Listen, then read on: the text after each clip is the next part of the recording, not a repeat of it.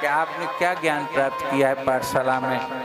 हे प्रहलाद, हे बच्चे, तुम हमको बताओ। बड़ी सुंदर थे रूप रंग में, पिताजी की तरह से ही सुंदर सौम्य शरीर था उसका, लेकिन क्रूरता नहीं थी जैसे कि पिता में क्रूरता भरी हुई थी, क्रोध भरा हुआ था, ऐसा भाव नहीं था। तो उन्होंने कहा कि सबसे बड़ा कौन है, सबसे उत्तम कौन है?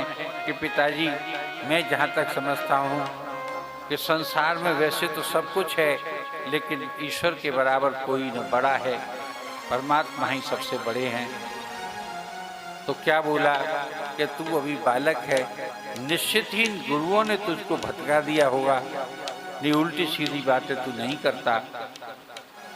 अरे उसने क्या ये नहीं बताया कि हिरण्यकश्यप इस संसार में सबसे ज्यादा बलवान है, वही ईश्वर है, वही परमात्मा है।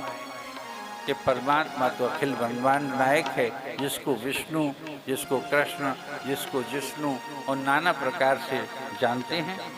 भगवान का एक नाम जिष्णु भी है, जा पे छोटी की मात्रा, जैसे विष्णु वैसे ही जिष्णु, ये भी भगवान का ही नाम है। इस प्रकार से आदरणीय भक्तों, उन्होंने उसे झटके के साथ गुस्से में छोड़ दिया। इधर संड और अमरश को बुलाया कि क्यों भाई, तुमने प्रहलाद को क्या शिक्षा दी? कि महाराज, हमने तो वही शिक्षा दी जो आपने किताबों में छपाई है, कि सबसे बड़े आप हैं, आप ईश्वर हैं, आप परमात्मा हैं, आप ही ज्ञानी हैं, आपके बराबर कोई नहीं है। हम तो सब वही बात बताते हैं जो दैत्यों में है, मारने और काटने की, लड़ने की, युद्ध नीतियों की, छीना की और झपटी की। हम तो यही सब बातें बताते हैं, स्वार्थ की बातें बताते हैं साहब। कि नहीं नहीं, तुम कुछ गड़बड़ कर रहे हो, गुरुजी आ जाएंगे। गुरुजी जो ज्ञानी हैं शुक्राचार्य जी, उन जैसे तुम नहीं हो सकते, वो होते तो आज